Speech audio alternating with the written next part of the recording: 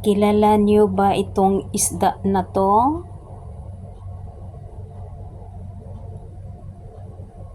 Itong isda na to is danggit.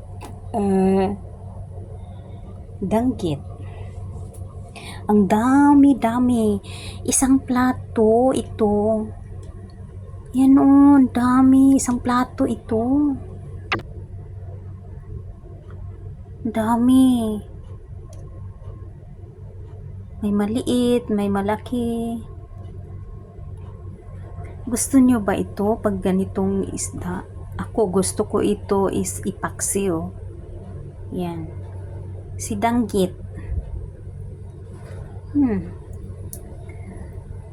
Mura lang ito. Isang ganito na. Oh, dami. Ay nako, wala nang wala nang gulay sa palengke, ubos na. Kasi nga dahilan may bagyo.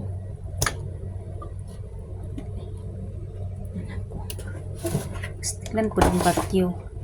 Ubusan man ang gulay sa palengke. Ayan, itong nabili ko, ayan o. Danggit. Ano pa yung mata niya? Ayan o. Presko pa. Char. Presko pa daw, char. Yan si danggit. Kilala nyo ba niyan? Si danggit.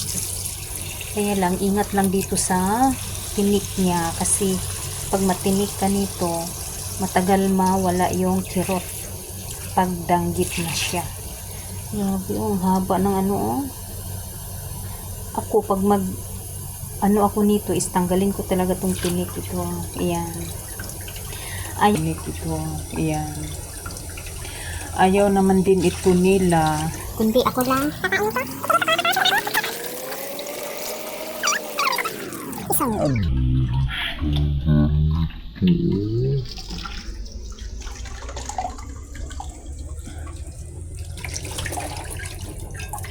I-frozen ko na lang ito. Iulam ko to.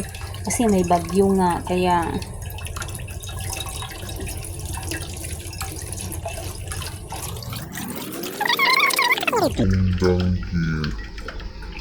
Thank you so much.